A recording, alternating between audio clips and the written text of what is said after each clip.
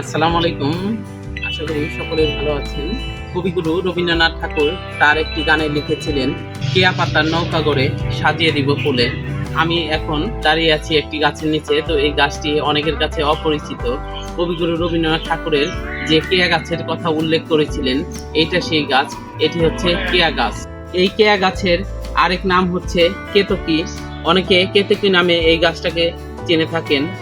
কেয়া গাছের বৈজ্ঞানিক নাম হচ্ছে প্যান্ডিউনাস টেক্টুরিয়াস। এটি গুল্ম জাতীয় উদ্ভিদ। এটি মূলত মালয়েশিয়া, পূর্ব অস্ট্রেলিয়া এবং প্রশান্ত মহাসাগরের দ্বীপপুঞ্জের স্থানীয় একটি গাছ। এই গাছ মূলত 3 থেকে 4 মিটার পর্যন্ত লম্বা হয়ে থাকে। এর পাতাগুলোও 3 থেকে 4 মিটার পর্যন্ত লম্বা হয়। এই গাছের পাতা ও কাণ্ড কাঁটাযুক্ত। এই গাছ লবণাক্ত এবং বালুময় জায়গায় ভালো হয়। কেয়া গাছের ঠেসমূল রয়েছে। মূলত এই ঠেসমূলকে অবলম্বন করে এই কেয়া গাছ বেড়ে ওঠে। এই গাছে বর্ষাকালে সাদা রঙের ফুল ফুটে থাকে।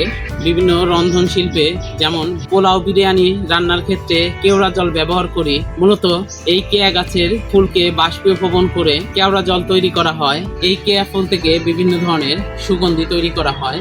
কেয়া গাছ বিভিন্ন ঔষধি গুণে সমৃদ্ধ। কেয়া গাছের পাতা আনারস গাছের পাতার মতো হয়ে থাকে এবং এর ফলটাও দূর থেকে দেখলে মনে হবে যে আনারসের মতো, কিন্তু আসলে সেটি আনারস নয়। কেয়া গাছের ফলটা খেতে একটু তেতো টাইপের হয়ে থাকে। এই গাছটির বহুবিধ ঔষধি গুণ রয়েছে। কবি মনসামঙ্গল কাব্যে এই কেয়া গাছের কথা উল্লেখ করেছেন।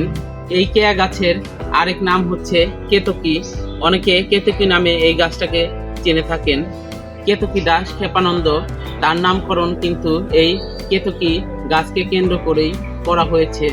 মনসামঙ্গল কাব্যে কবি বলেছিলেন, এই কেয়া গাছের জঙ্গলেই সাপের জন্ম। আমি আব্দুল হালিম, চন্দন ইউনিয়ন পরিষদের একজন সদস্য। আসলে আমাদের ইউনিয়ন পরিষদকে সুসজ্জিত করার জন্য আমি ইউনিয়ন পরিষদে অনেক গাছ লেগেছি। তার মধ্যে অনেক ফুলের গাছ আছে এবং কিছু ঔষধি গাছ আছে।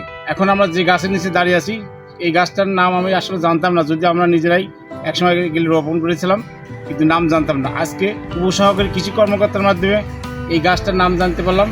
এই গাছটার নাম হলো কেয়া গাছ। এই গাছ আসলে ওনার কাছ থেকে জানতে পারলাম যে এই গাছটা নাকি ঔষধি একটা গাছ এবং উপকারী একটা জিনিস। এই গাছে সাদা এক ধরনের ফুল ফুটবে, সেই ফুল দিয়ে কেওড়া সেন্ট, যেটা আমরা খাবার তৈরিতে ব্যবহার করি, সেই সেন্ট নাকি তৈরি হয়। এটা আমাদের অজানা ছিল। আমি তাই উপসহকারী কৃষি কর্মকর্তাকে অনেক ধন্যবাদ জানাচ্ছি এই গাছটার প্রকৃত তথ্য ওনার মাধ্যমে জানার জন্য। ধন্যবাদ সবাইকে। আমরা আসলে যে গাছটার নিচে দাঁড়িয়ে আছি, এই গাছ সম্পর্কে আমরা আসলে কেউ জানতাম না। আমরা শুধু আগে বই পুস্তকে পড়েছি, আজকে আমরা নিজ চোখে দেখলাম আর কি। এই গাছ সম্পর্কে আমার এক সহকর্মী, উপসহকারী কৃষি কর্মকর্তা, সিনিয়র বড় ভাই আর কি, ওনার মাধ্যমে আমরা আসলে এই গাছটা সম্পর্কে জানতে পারলাম আর কি।